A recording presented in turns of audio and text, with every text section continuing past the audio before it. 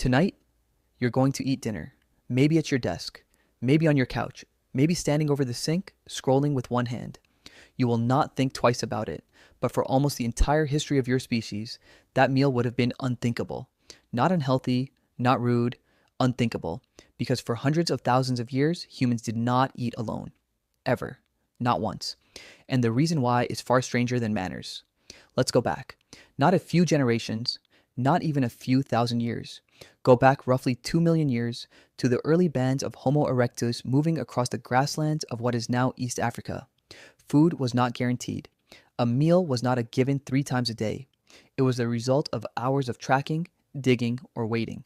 And when food was finally found, something happened that shaped the next 2 million years of human behavior.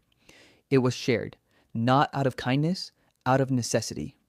Anthropologist Sarah Blaffer Hrdy has spent decades studying this exact behavior, and her research points to something surprising.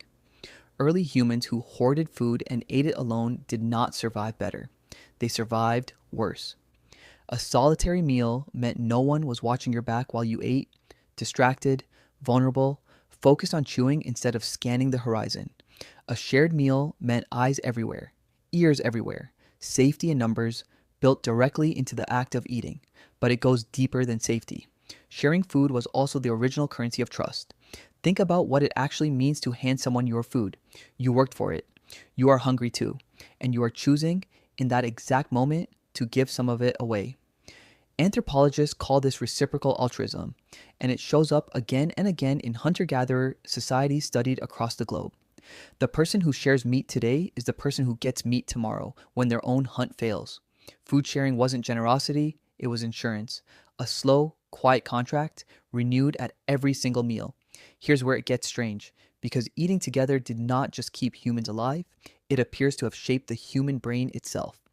Anthropologist Richard Wrangham, known for his research on the role of cooking in human evolution, argues that the shift toward cooked, shared meals allowed humans to spend less energy digesting and more energy running a bigger brain. But it wasn't just the cooking, it was the gathering. Sitting down together at a fixed time in a fixed place created something ancient humans didn't have before. A built-in social ritual, repeated daily for the entire span of a human life. Every single day, for millions of years, humans sat in a circle. They talked, they argued, they laughed, they passed food hand to hand. And in doing that, over and over, across generations, something got wired into the human brain that still fires today. You feel it as a craving for company at the table. Ancient humans felt it as survival. So what happened? Why does a solo dinner tray in front of a laptop feel completely normal now? The shift didn't happen because humans stopped needing each other.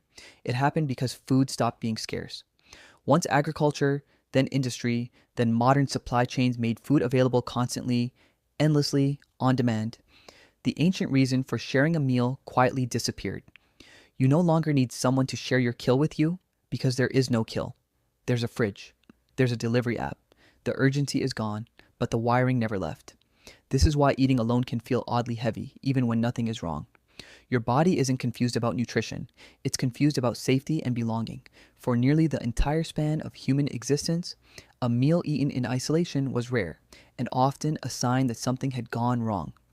You'd been separated from the group, exiled, left behind. Sociologist Robin Dunbar, famous for his research on social bonding, has found that shared meals activate some of the same neurological and hormonal responses as other bonding behaviors, including a release of endorphins tied to group closeness. Your brain doesn't fully distinguish between I am eating with people I trust and I am safe, which means the opposite is also true. Eating alone, especially eating alone often, can quietly signal the reverse. Not danger exactly, but isolation. And isolation, to a brain built by 2 million years of group survival, still registers as a low-grade threat. Here's the modern twist nobody talks about. We didn't just start eating alone by accident. We built entire systems around it. Office culture normalized the desk lunch. Cities normalized the solo dinner for one. Streaming services normalized eating in front of a screen instead of a person. Convenience food is often packaged quite literally for one. Every one of these systems solved a logistical problem. None of them solved the ancient one, and the data backs this up in an unsettling way. Public health researchers studying solo dining trends have repeatedly found associations between frequent solitary eating and higher reported rates of loneliness, and in some studies, poorer overall well being, even when the food itself is perfectly healthy. It was never really about the meal, it was about who was at the table. So think about your ancestors for a moment, not as distant strangers in a textbook, but as people who could not imagine eating the way you eat tonight. To them, a meal without other people wasn't a quiet, peaceful moment to yourself. It was a red flag, a gap in the group, a question mark hanging over your safety. You inherited that instinct whether you asked for it or not. It's why a meal shared with a friend can feel disproportionately good, far beyond what the food itself explains. It's why eating together, even in total silence, can feel more comforting than eating alone while talking to someone on the phone. Presence matters, proximity matters. 2 million years of programming doesn't disappear just because delivery apps made hunting unnecessary. Tonight, when you sit down to eat, notice what you reach for first: your phone, the remote, a podcast, anything to fill the space where, for nearly all of human history, another person would have been sitting. That space used to be filled by necessity, now it's filled by habit. And the ancient part of your brain, the part that helped your ancestors survive long enough for you to exist at all, is still quietly waiting for someone to pull up a chair.